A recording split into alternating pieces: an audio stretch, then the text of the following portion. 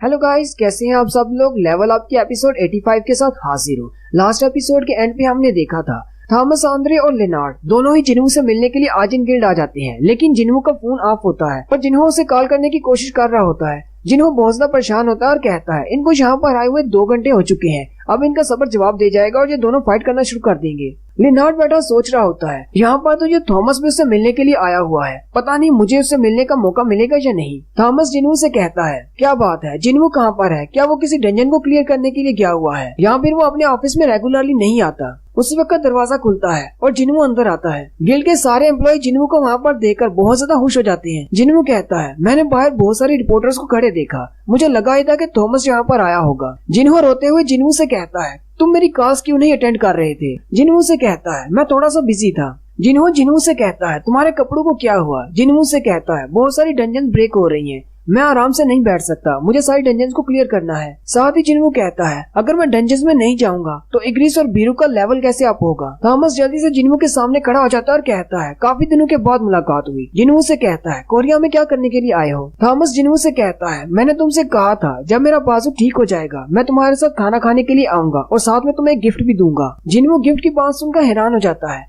Thomas उसे कहता है तुम्ही ने तो कहा था कि तुम्हें एक डैगर गिफ्ट में चाहिए, यहाँ पर गिफ्ट देना मुनासिब नहीं, चलो किसी होटल वगैरह में चलते हैं, वहाँ पर जाके तुम्हें गिफ्ट देता हूँ। जिन्हों वहीं पर बैठा सोच रहा होता है आखिर ये कौन सा डेंजरस आइटम गिफ्ट में देने वाला है, कहीं वो कोई बॉम्ब तो नहीं। साथ ही जिन्हों लेनार्ड की तरफ देखता है और कहता है तुम कौन हो। लेनार्ड खड़ा हो जाता है और उसे कहता है मेरा नाम लेनार्ड नर्मन है और मैं जर्मनी का हंटर हूँ। उसी वक्त थॉमस उसके सामने खड़ा हो जाता है और कहता है चलो हम दोनों बाहर जा रहे थे। लेनार्ड भी उनके पीछे पीछे चल पड़ता है। थॉमस उसे कहता है तुम हमारे पीछे कहाँ पर आ रहे हो। लेनार्ड उसे कहता है मैं भी यहाँ पर 2 घंटे से इंतजार कर रहा हूँ, मुझे लगता है कि मुझे भी तुम्हारे साथ ही चलना चाहिए। थॉमस उसे कहता है अभी हम लोग जिस बारे में बात करने वाले हैं वो एक टॉप सीक्रेट है, तुम हमारे साथ नहीं आ सकते, तुम यहीं पर बैठकर और ज्यादा इंतजार करो। फिर थॉमस जिन्हू को अपने साथ लेकर आगे चल पड़ता है। नेक्स्ट सीन एक होटल का होता है। थॉमस और जिन्हू एक होटल में जाकर बैठ जाते हैं। थॉमस अपने बंदे को इशारा करता है और कहता है तुम्हें अंदाजा नहीं मैंने कितना ज्यादा इंतजार किया है कि कब कोई मेरे इन डैगर्स को इस्तेमाल कर सके। जिन्हू उसे कहता है कौन से डैगर्स हैं ये। थॉमस उसे कहता है तुम्हें इनकी पावर्स को महसूस करना होगा।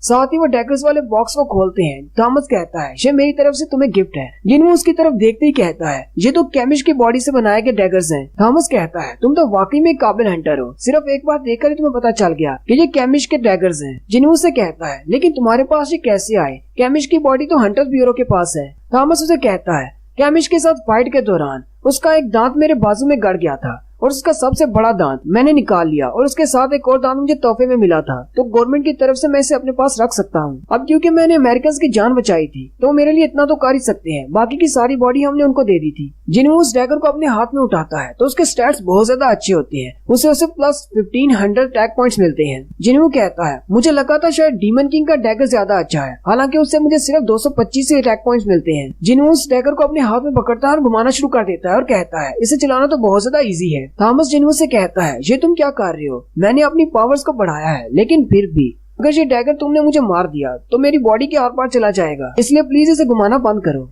अब ऐसा मत कहना कि जो गिफ्ट मैंने तुम्हें दिया है तुम उसी गिफ्ट से मुझे मार डालोगे। जिन्हू कहता है ये डैगर तो बहुत ज्यादा अच्छा है, ये तो मेरी पावर से बहुत ही अच्छे से रिएक्ट कर रहा है जैसे ये मेरे लिए ही बना हो। थॉमस लोरा से कहता है तुम्हें क्या लगता है अब भी मैंने कोई गलती की है इस डैगर को जिन्हू को तोहफे में देकर। लोरा उसे कहती है नहीं, तुमने बिल्कुल ठीक किया। थॉमस जिन्हू से कहता है तुम मेरे तोहफे के बारे में क्या कहना चाहोगे। जिन्हू से कहता है क्या वाकई में ये मैं फ्री में रख सकता हूँ। थॉमस उसे कहता है ये मुझे जिंदा छोड़ने और मेरे गिल्ड वालों को ना मारने के लिए तुम्हारे लिए गिफ्ट है, तुम इसे फ्री में रख सकते हो। जिन्हू थॉमस से कहता है ठीक है मैं इसे रख लेता हूँ। थॉमस भी खुश हो जाता है। उसी वक्त उन दोनों को कुछ अजीब महसूस होता है। बाहर का सीन दिखाते हैं, सारे कोरियंस ऊपर की तरफ देख रहे होते हैं। आसमान में एक बड़ा सा एस रैंक का गेट ओपन होता है। जिन्हू कहता है जो डॉक्टर बेल्सर ने कहा था कि साउथ कोरिया के ऊपर बहुत ज्यादा मैजिकल एनर्जी इकट्ठी हो रही है, क्या वो गेट ओपन हो गया। थॉमस ऊपर की तरफ देखता है और कहता है मुझे तो यकीन नहीं हो रहा, मैंने अपनी जिंदगी में पहली बार इतना बड़ा गेट देखा है, ये तो उस गेट से भी ज्यादा बड़ा है जिसमें से केमिस्ट बाहर निकला था। बहुत सारे लोग नीचे खड़े उसकी पिक्चर्स बना रहे होते हैं और रिपोर्टर्स इस बारे में रिपोर्ट कर रहे होते हैं कि दुनिया की हिस्ट्री में पहली बार इतना बड़ा गेट ओपन हुआ है। ये गेट इतना ज्यादा बड़ा है कि साउथ कोरिया से बल्कि दूसरे शहरों से भी इसको देखा जा सकता है। नेक्स्ट सीन में डॉक्टर बेल्सर एक इंटरव्यू दे रहे होते हैं और वो कहते हैं मैंने कुछ दिन पहले भी ये बात बताई थी कि बहुत सारे कंट्रीज के ऊपर मैजिस्फीयर इकट्ठा हो रहा है और आज ये सियोल के ऊपर एक गेट ओपन हुआ है। सिर्फ यही नहीं, बहुत सारे कंट्रीज में भी ये ओपन होगा, तकरीबन 9 जगह पर। रिपोर्टर उसे कहता है तो आपके कहने का मतलब है और भी बहुत सारे कंट्रीज में इस तरह के गेट्स ओपन होंगे। डॉक्टर बेल्जर उसे कहते हैं यही बात तो मैं कर रहा हूँ। रिपोर्टर डॉक्टर बेल्जर से कहता है आप एक काफी लंबे अरसे से इन डंजन्स, गेट्स और मॉन्स्टर्स पर रिसर्च कर रहे हैं। आपने अपनी रिसर्च से क्या नतीजा निकाला है? अब हमारे सामने जो सिचुएशन है, हमें इस सिचुएशन में क्या करना चाहिए? डॉक्टर बेल्जर थोड़ी देर के लिए खामोश हो जाते हैं और फिर उसे कहते हैं हमें सिर्फ दुआ करनी चाहिए। जिन्हू काइसल के ऊपर बैठकर उस गेट में दाखिल होने की कोशिश करता है, लेकिन वो बहुत ज्यादा हैरान हो जाता है क्योंकि उस गेट के अंदर नहीं जा पाता। जिन्हू कहता है अब जबकि मैं इस गेट के अंदर नहीं जा सकता और ना ही मैं इस गेट को तोड़ सकता हूँ क्योंकि ये नॉर्मल नहीं है। अब जबकि ये गेट नॉर्मल नहीं है तो इसका मतलब इसके पीछे से जो भी मॉन्स्टर्स निकलेंगे वो भी नॉर्मल मॉन्स्टर्स की तरह नहीं होंगे जो कि बाकी की डंजन से निकलते हैं। चाहे इस गेट के अंदर से जो भी निकले, मेरे दोस्त और मेरी फैमिली इसी गेट के नीचे है। मुझे उन सबको प्रोटेक्ट करना है, चाहे कुछ भी हो जाए। इस गेट से निकलने वाले मॉन्स्टर्स को नीचे नहीं जाने दूंगा। जिन्हू वहीं पर खड़ा होता है कि उसे मिस्टर वूजिन की कॉल आती है। मिस्टर वूजिन यानी कि चेयरमैन वूजिन की। चेयरमैन वूजिन जिन्हू से कहते हैं मुझे तुम्हारी आवाज साफ नहीं आ रही, क्या मैं तुम्हें दोबारा कॉल करूँ? जिन्हू कहता है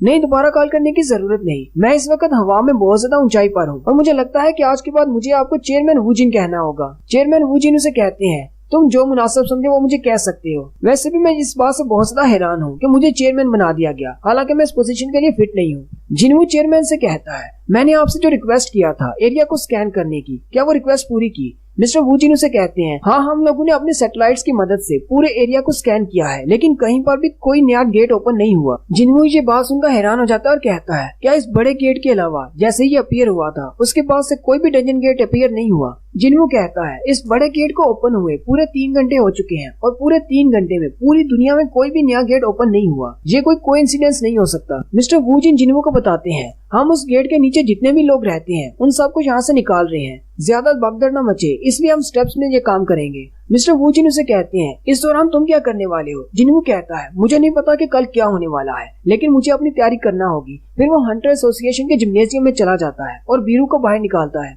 जिन्हू बीरू को अपना प्रैक्टिस पार्टनर बनाता है और दोनों प्रैक्टिस करना शुरू कर देते हैं। बीरू जिन्हू पर अटैक कर रहा होता है जबकि जिन्हू उसके अटैक से बच रहा होता है। जिन्हू बीरू का हाथ पकड़ लेता है और उसे कहता है मुझे लगता है कि तुम अपनी पूरी कोशिश नहीं कर रहे, मैं तुम्हारा किंग हूँ, ये सोचकर बैक ऑफ करने की जरूरत नहीं। बीरू जल्दी से पीछे जाकर बैठ जाता है और कहता है मेरे किंग, मैं आप पर हाथ कैसे उठा सकता हूँ? जिन्हू से कहता है कोई बात नहीं, मैं तुम्हें अलो कर रहा हूँ, मुझे प्रैक्टिस करनी है। तो तुम ये बात अच्छी तरह से जानते हो, सिर्फ अकेले तुम ही इतने ज्यादा स्ट्रॉन्ग हो जो मेरे साथ प्रैक्टिस कर सकते हो। जिन्हू से कहता है चलो फिर स्टार्ट करते हैं। बीरू के लेवल के बारे में बताया जाता है। बीरू का लेवल मैक्स पर पहुंच चुका है, यानी उसे प्रमोशन मिलने वाली है। बीरू और जिन्हू फिर से अपनी प्रैक्टिस स्टार्ट कर देते हैं। जिन्हू बीरू के अटैक को ब्लॉक करते हुए उसे कहता है जब से तुम कमांडर बने हो तुम्हारी स्ट्रेंथ काफी ज्यादा बढ़ गई है, लेकिन क्या तुम्हें एक बात का पता है, आर्मी में सिर्फ एक ही कमांडर होता है। एक बार इग्रिस और ग्रीड दोनों जनरल के रैंक पर पहुंच गए तो वो भी दोनों जल्दी से कमांडर बन जाएंगे। अगर तुम ये नहीं चाहते कि वो दोनों तुम्हारी पोजीशन तुमसे छीन ले तो अपना हार्डवर्क जारी रखो और अपने आप को बेहतर बनाते रहो। फिर दोनों में जबरदस्त फाइट होती है। जिन्हू कहता है हालांकि बीरू बहुत ज्यादा स्ट्रॉन्ग है, लेकिन मुझे नहीं लगता कि ये मुनाज के सामने टिक पाएगा। जिन्हू लास्ट में से पंच मारता है जिससे बीरू दूर जाकर दीवार के साथ गिरता है और कहता है ठीक है, मैं अपनी हार मान लेता हूँ, मेरे किंग बहुत ज्यादा पावरफुल है। जिन्हू कहता है मुझे लगता है कि तुम्हारे चाइनीज ड्रामास को बंद करना होगा, तुम बहुत ही कुछ अजीब सी बातें सीखते रहते हो। जिन्हू कहता है अब जबकि हमारा मैच खत्म हो चुका है मुझे इस जगह को जल्दी से ठीक करना होगा। जिन्हू जल्दी से मिस्टर वूजिन को कॉल करता है और कहता है आपको परेशान होने की जरूरत नहीं, मैं जिम्नोजियम को बिल्कुल नया सा कर दूंगा। मेरे पास 300 चींटियां हैं जो कि काम करने में बहुत ज्यादा अच्छी हैं। नेक्स्ट सीन सियोल के एक होटल का होता है जहाँ पर लोरा थॉमस से कहती है क्या हम लोग यहाँ से जाने नहीं वाले? थॉमस उसे कहता है मैं इतने बड़े वाले गेट को जो कि बहुत ज्यादा खूबसूरत है छोड़कर वापस अमेरिका कैसे जा सकता हूँ? लोरा उसे कहती है हाँ ये बड़ा है, ये तो दिख रहा है, लेकिन ये खूबसूरत कैसे है? थॉमस उसे कहता है जिस भी चीज को देखकर मेरा दिल बहुत ज्यादा खुश हो जाए मैं उसको ब्यूटीफुली कहता हूँ। अपने मुंह से आग निकालने वाला ड्रैगन कैमिश, इस तरह के बड़े वाले गेट्स और जिन्हू की पावर्स, इन सब को देखकर मेरा दिल बहुत ज्यादा खुश होता है, ये सारी चीजें ब्यूटीफुल है। थॉमस लोरा से कहते हैं वैसे भी अमेरिका वापस जाने का कोई फायदा नहीं क्योंकि कोई भी नए गेट्स ओपन नहीं हो रहे, सिर्फ एक ही गेट है जो हमारे सामने है। लोरा थॉमस से कहती है लेकिन हमारी ब्यूरो आपके लिए परेशान है, कहीं आपको कोई मार ना दे। थॉमस उसे कहता है मैं जिन्हू के साथ हूँ और वो भी ये बात अच्छी तरह से जानते हैं कि यहाँ से ज्यादा सेफ जगह और कोई भी नहीं। और दूसरी बात, अगर हम लोगों ने इस गेट से निकलने वाली चीजों को या मॉन्स्टर्स को यहाँ पर नहीं रोका तो पूरी दुनिया नहीं बचेगी। मैं बस देखना चाहता हूँ कि ये दुनिया का अंत है या फिर कोई नई शुरुआत होने वाली है। और यहीं पर हमारी एपिसोड 85 का एंड होता है। एक्सप्लेनेशन अच्छी लगी हो तो कमेंट करके जरूर बताइएगा। चैनल को सब्सक्राइब कर दें, वीडियो को लाइक और शेयर कर दें। शुक्रिया।